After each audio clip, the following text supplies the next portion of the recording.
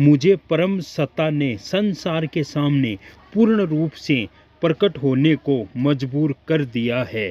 17 जून 1988 में संकोचवश संसार के सामने प्रकट होने में कुछ झिझक रहा था, परंतु उस परम सत्ता ने भौतिक और आध्यात्मिक दृष्टि से मुझे अपनी इच्छा अनुसार चलाने के लिए मजबूर कर दिया।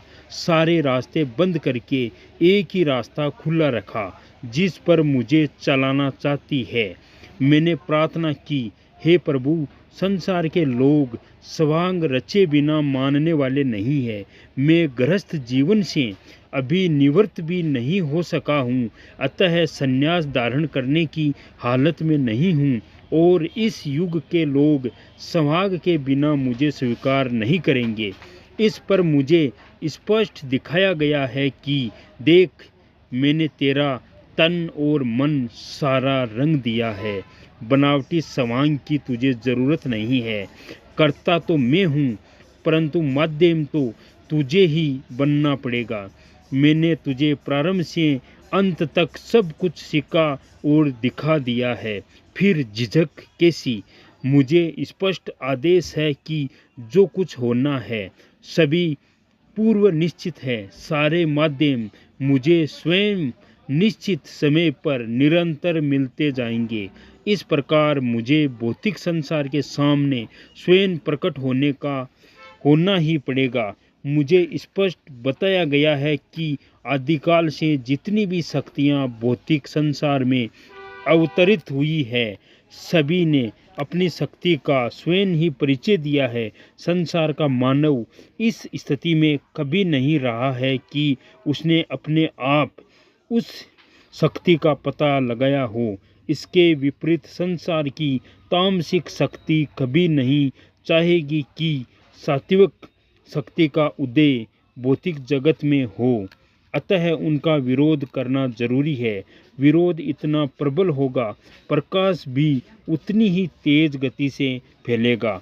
रात्रि के देवता कभी भी नहीं चाहते हैं कि सूर्योदय हो, परंतु आदिकाल से दिन और रात का क्रम चल रहा है।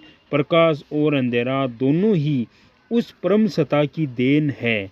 अंधेरे के बिना प्रकाश का ज्ञान नहीं होता है और प्रकाश के बिना अंधेरे का।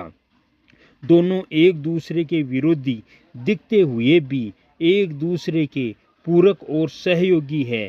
संसार चक्र आदिकाल से अबाध गति से चलता आया है, यह किसी से प्रभावित नहीं होता है। अतः अनादिकाल से सतयुग, त्रेता, द्वापर और कलयुग का क्रम चलता आया है और अनादिकाल तक चलता रहेगा।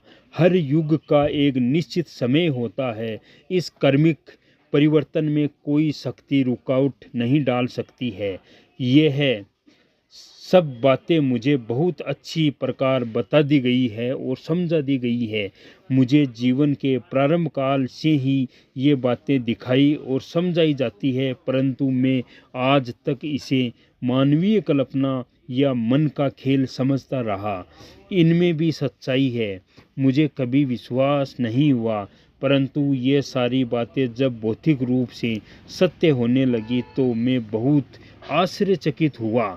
अनेक घटनाओं को भौतिक रूप से सत्यापित करके मुझे समझा दिया गया है कि जो कुछ बताया गया है पूर्ण सत्य है और भौतिक रूप से घटेगा।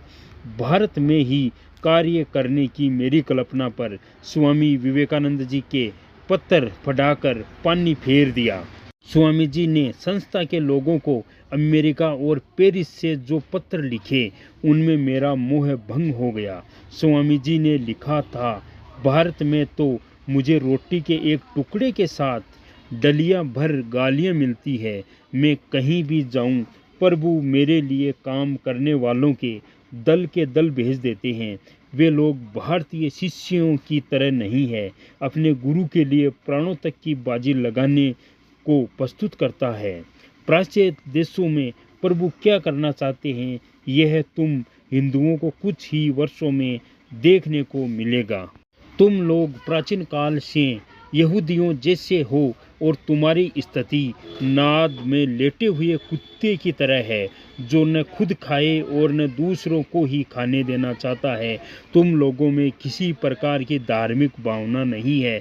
रसोई ही तुम्हारा ईश्वर है और हंडिया बर्तन ही तुम्हारा शास्त्र। अपनी तरह ही असंख्य संतानों उत्पाद में ही तुम्हारी शक्ति का परिचय मिलता है। सतगुरुदेव कभी भी इस रास्ते पर नहीं चलना चाहते थे, लेकिन दादा गुरुदेव के आदेश और आज्ञा से दादा गुरुदेव ने बताया जो किया हुआ है वो पूर्व निर्धारित है। जो होगा, घटित घटना होगी, वो तो होकर रहेगी। गुरुदेव ने यही बताया कि मेरी कौन मानेगा, कोई नहीं मानेगा। जो दिखावा करते हैं उनकी मानते हैं, लेकिन दादा गुरुदेव के इस पावर से, दादा गुरुदेव की कृपा से सदगुरुदेव इस मार्ग पर चले, आध्यात्मिक मार्ग पर चले और करोड़ों लोगों का भला किया। केवल मंत्र का जप करना पड़ता है और जो परिवर्तन आता है उसी मंत्र से आता है। केवल आपको मंत्र का जप करना है, जो होगा ऑटोमेटिक होगा। मंत्र के जप से होगा। कहीं आपको जाना नहीं है, 1 रुपया किसी को देना नहीं है। बिल्कुल ये मिशन निःशुल्क है। आध्यात्मिक मार्ग और भौतिक मार्ग जो जीवन है, दोनों साथ साथ चलेंगे, वो भी सदगुरुदेव की कृपा से। इसलिए आपको ये बताते हैं कि आप गुरु सियाग सिद्धियों को अपनाएं और अपना और अपने परिवार का जीवन सफल बनाएं, आराधना करें और अपना भला करें। आगे आपको करना क्या है ये तो आपको देखना है। जय गुरुदेव, जय दादा गुरुदेव।